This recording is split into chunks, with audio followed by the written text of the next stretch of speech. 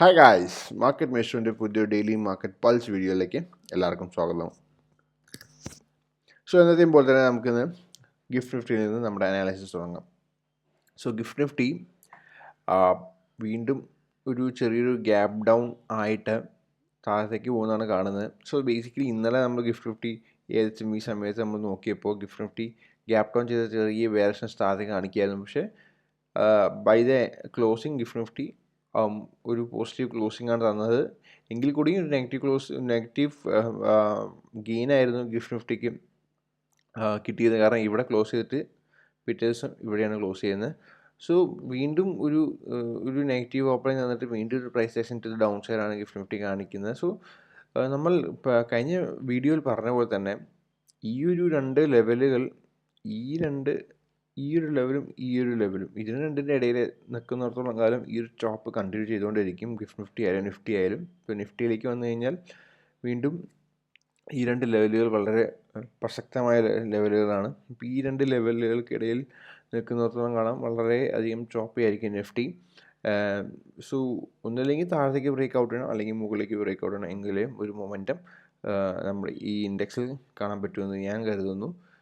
Bank നിഫ്റ്റിയിലേക്ക് വന്നു കഴിഞ്ഞാൽ വീണ്ടും ബാങ്ക് നിഫ്റ്റിയും ചെറിയൊരു ചോപ്പ് സോണിലാണ് നിൽക്കുന്നത്. ബേസിക്കലി ഈ ഒരു സോണിനകത്ത് ബാങ്ക് നിഫ്റ്റി ചോപ്പി ആയിരിക്കും. As compared to Nifty, bank Nifty കുറച്ചും കൂടെ സ്ട്രോങ് ആണ്.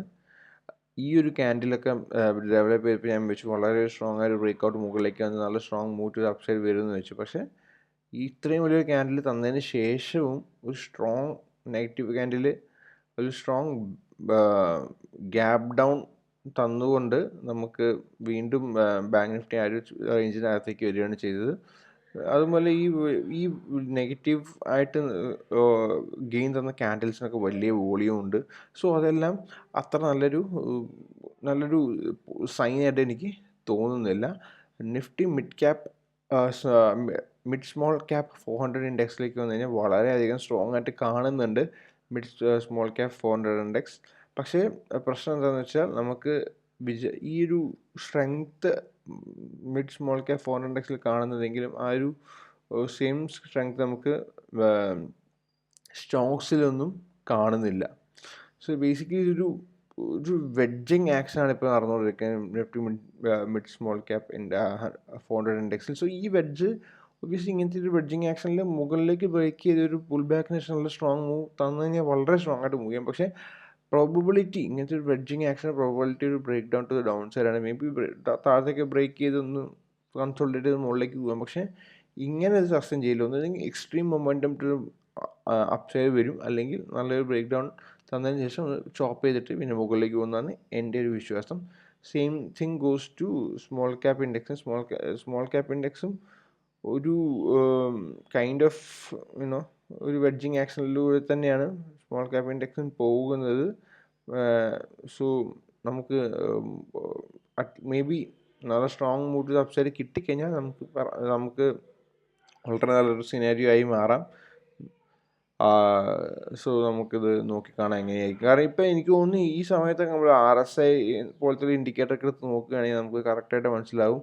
ഒരു ഡൈവേർജൻസ് തന്നെ കാണാൻ പറ്റുമായിരിക്കും. RSI ഡൈവേർജൻസും കാര്യങ്ങളൊക്കെ ശ്രദ്ധിക്കുന്ന ആൾക്കാർക്ക് മനസ്സിലാവുന്നുണ്ടാവും. ഇന്ത്യ വിക്സിലേക്ക് വന്നു കഴിഞ്ഞാൽ ഇന്ത്യ വിക്സ് വളരെ നല്ലൊരു ഏരിയയിൽ തന്നെയാണ് നിൽക്കുന്നത്. Below 17, just about 12. ഇതൊരു നല്ലൊരു സിനാരിയോ ആണ് ഇന്ത്യ വിക്സിനെ സംബന്ധിച്ചിടത്തോളം. അത്ര വളരെ ഹ്യൂജ് വോളറ്റിലിറ്റി ഒന്നും മാർക്കറ്റിൽ കാണുന്നില്ല സ്റ്റിൽ. അതുകൊണ്ട് തന്നെ ഇൻഡെക്സുകൾ മുകളിലേക്ക് സ്ലോലി മൂവ് ചെയ്യുന്നത്. ആസ് സൂൺ ആസ് ഈ വോളറ്റിലിറ്റി ഇൻക്രീസ് ചെയ്യുന്നതോടും കൂടി ഇൻഡെക്സുകളും ഫോളോ ചെയ്യാൻ തുടങ്ങും. പക്ഷേ ഐഡിയൽ കേസ് സിനാരിയോ ഈ ഒരു പെർട്ടിക്കുലർ സോണിൽ കിടന്ന് തന്നെ നിൽക്കുന്നതായിരിക്കും സ്വിംഗ് ട്രേഡിനെ സംബന്ധിച്ചിടത്തോളം ഏറ്റവും കൂടുതൽ നല്ലൊരു സിനാരിയോ. പക്ഷേ ഡെഫിനറ്റ്ലി കറണ്ട് മാർക്കറ്റിൽ ട്രേഡുകൾ വളരെ കുറവാണ് കിട്ടുള്ളൂ എന്ന് എനിക്ക് തോന്നുന്നു. എൻ്റെ ഒരു സ്റ്റാൻസ് എന്ന് പറഞ്ഞാൽ ഒരു neutral to bearish kind of a സ്റ്റാൻസാണ് കറണ്ട് മാർക്കറ്റിലുള്ളത്. സെറ്റപ്സ് ഒന്നും അധികം കാണുന്നില്ല. ഒരു സ്ട്രോങ് സെക്ടർ അല്ലെങ്കിൽ തീം മുന്നോട്ട് വരുന്നില്ല. അപ്പോൾ പഴയ ലീഡേഴ്സൊക്കെ നല്ല രീതിയിൽ ചോപ്പ് ചെയ്ത് താഴേക്ക് പോകുന്നു. അപ്പം ഇതെല്ലാം ഒരു സ്ട്രോങ് മാർക്കറ്റിൻ്റെ അല്ലെങ്കിൽ സ്ട്രോങ് മാർക്കറ്റ് സ്ലോ ആവുന്നതിൻ്റെ ഒരു ക്ലൂസ് ആണെന്നാണ് എനിക്ക് തോന്നുന്നത്.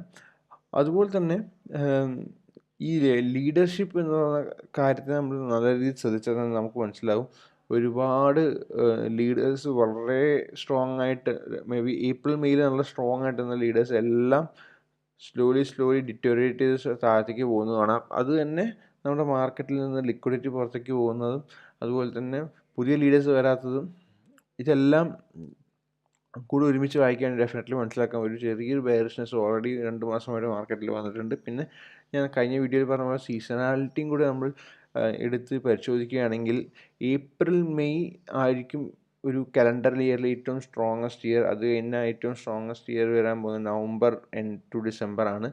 So August September July may be ചില സമയങ്ങളിൽ സ്ട്രോങ് ആവാറുണ്ട്. പക്ഷേ ഓഗസ്റ്റ് സെപ്റ്റംബർ വളരെയധികം നെഗറ്റീവായിട്ടൊരു റിട്ടേൺസ് ആണ് നമുക്ക് small cap index August September അതുപോലെ തന്നെ ഫെബ്രുവരിയിലേക്ക് തന്നിരിക്കുന്നത്. സോ വീണ്ടും സീസണാലിറ്റി വൈസ് നോക്കുകയാണെങ്കിലും നമ്മൾ ഏപ്രിൽ മെയ് എന്നുള്ള ഏറ്റവും സ്ട്രോങ് ആയിട്ടുള്ള പീരീഡ് കഴിഞ്ഞു. അപ്പോൾ ആ ഒരു പീരീഡ് കഴിഞ്ഞിട്ടുള്ള ഒരു സ്ലോനെസ്സും കാര്യങ്ങളൊക്കെയാണ് നമുക്ക് മാർക്കറ്റിൽ കാണാൻ പറ്റുന്നത്. സോ ഐഡിയലി വളരെയധികം റിസ്ക് അവേഴ്സ് ആയിട്ട് വീണ്ടും നല്ല മാർക്കറ്റ് കണ്ടീഷന് വേണ്ടി വെയിറ്റ് ചെയ്യുകയായിരിക്കും ഏറ്റവും ബെസ്റ്റ് സിനാരിയോ. ഇപ്പോഴും ഞാൻ നോക്കുന്ന മാർക്കറ്റ് ഇൻഡിക്കേറ്റേഴ്സും കാര്യങ്ങളൊന്നും പോസിറ്റീവ് ആയിട്ടില്ല. സോ മെയിനായിട്ട് ഞാൻ നോക്കുന്നത് ബ്രെഡ്ത്തും അതുപോലെ തന്നെ എൻ്റെ വാച്ച് ലിസ്റ്റിലെ സ്റ്റോക്സുമാണ്. സോ അവയൊന്നും അത്ര സ്ട്രോങ് പോസിറ്റീവ് ആക്ഷൻ ഇതുവരെ കാണിച്ചിട്ടില്ല. അതുകൊണ്ട് തന്നെ ഞാൻ വളരെയധികം കെയർഫുള്ളാണ്. ഞാൻ പറ്റുന്നത്ര മാർക്കറ്റ് അവേഴ്സിൽ മാർക്കറ്റ് നോക്കാതിരിക്കും. കാരണം അങ്ങനെ നമ്മൾ ഇടയ്ക്കിടയ്ക്ക് മാർക്കറ്റ് നോക്കി കഴിഞ്ഞാൽ എന്തെങ്കിലും ട്രേഡ് എടുക്കാൻ തോന്നും. അതുപോലെ ട്രേഡുകൾ വർക്ക് ചെയ്യാതെ ഇരിക്കാനുള്ള പ്രോബിലിറ്റിയും കൂടുതലാണ്. സോ ഐഡിയലി ഇങ്ങനെയുള്ള സിനാരിയോസിൽ മാർക്കറ്റ് വളരെ ചോപ്പി ആയിട്ട് നിൽക്കുന്ന സമയങ്ങളിൽ നമ്മൾ ട്രേഡുകൾ എടുക്കാതിരിക്കുകയായിരിക്കും ഏറ്റവും നല്ലതെന്നാണ് എൻ്റെ ഒരു അഭിപ്രായം. സോ അതാണ് ഇൻഡെക്സസ് ആൻഡ് വിക്സിനെ കുറിച്ച് നമുക്ക് പറയാനുള്ളത്. പിന്നെ നമുക്ക് മാർക്കറ്റ് ബ്രെഡ്ത്തിലേക്ക് വന്നു കഴിഞ്ഞാൽ stocks about 20 period moving average slowly coming down അല്ലേ. വലിയൊരു സ്വിംഗ് ടു ദ അപ്സൈഡ്, പിന്നെ ഒരു വലിയ swing to the downside, ചെറിയ സ്വിംഗ് ടു ദ അപ്സൈഡ്, ചെറിയ swing to the downside, വീണ്ടും ചെറിയൊരു സ്വിംഗ് ടു അപ്സൈഡ്, വീണ്ടും ഒരു ചെറിയ swing to downside. So slowly deteriorating ആണ് സ്റ്റോക്സ് അബൌട്ട് 20 പീരിയഡ് ആവറേജ്. അതുപോലെ തന്നെയാണ് stocks about 50 period moving average. Short term trend വളരെയധികം ചോപ്പി ആവുന്നുണ്ട്. സോ ഈ ഒരു ഏരിയയിൽ നിന്ന് മുകളിലേക്ക് പോയി കഴിഞ്ഞാൽ മാത്രമേ മേ ബി 13 മുകളിൽ ഒരു സ്ട്രോങ് ആയിട്ട് മൂവ് തന്നാൽ മാത്രമേ സ്ട്രോങ് അപ് ട്രെൻഡിലേക്ക് മാറി എന്ന് പറയാൻ പറ്റില്ല. ഇത് പ്രോപ്പർ ചോപ്പാണ് ഷോർട്ട് ടേം ട്രെൻഡിൽ നമുക്കിപ്പോൾ കാണുന്നത്. Stocks about 200 period move average വളരെ സ്ട്രോങ് ആണ്. Strong at least it's above 50 and sustaining above 50 എന്നുള്ളത് വളരെ നല്ലൊരു കാര്യം തന്നെയാണ്. സോ മേ ബി ലോങ് ടേമിലേക്ക് ഒരു ബുള്ളിഷ് മൊമെൻറ്റം വരുന്നുണ്ട് ആയിരിക്കാം. നമുക്ക് ഇത് നോക്കിക്കാണാം എങ്ങനെയായിരിക്കുമെന്ന് ഇതിൻ്റെ മൂവ്മെൻറ്റ്. പിന്നെ 52 week high low numbers are good, actually പോസിറ്റീവാണ്. മാർക്കറ്റ് ബ്രെഡ്ത്ത് നമ്പേഴ്സ് ഇത് ഇന്നലെ കുറച്ച് പോസിറ്റീവായിട്ട് മാറിയിട്ടുണ്ടെന്നാണ് എൻ്റെ ഒരു വിശ്വാസം. സോ മേ ബി ഇന്നും കൂടി ഒരു കൺസ്ട്രക്റ്റീവായ ആക്ഷൻ മാർക്കറ്റ് ബ്രെഡ്ത്ത് നമ്പേഴ്സ് വന്നു കഴിഞ്ഞാൽ നമുക്ക് നല്ല രീതിയിൽ മൂവ്മെൻറ്റ് കിട്ടാനുള്ള പ്രോബിലിറ്റി വളരെയധികം ഹൈ ആണ്. സോ ഇന്നും കൂടി ഒരു പോസിറ്റീവ് ആക്ഷൻ വരുമെന്ന് പ്രതീക്ഷിക്കാം. എങ്കിൽ മേ ബി ഇന്ന് എൻഡ് ഓഫ് ദി ഡേ അല്ലെങ്കിൽ നാളെ മുതൽ മേ ബി ഞാൻ പേഴ്സണലി ചിലപ്പോൾ ഒരു പൊസിഷൻസ് ഓപ്പൺ ചെയ്ത് തുടങ്ങും. പക്ഷേ right now it is a no for everything when it comes to trading. Because trade എടുത്തു കഴിഞ്ഞാൽ സ്റ്റോപ്പ് ലോസ് അടിക്കാനുള്ള പ്രോബിലിറ്റി വളരെ കൂടുതലാണ്.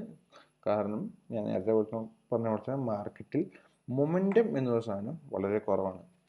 So that is all for today. I hope you guys enjoyed the video. Thank you for watching. Have a great day.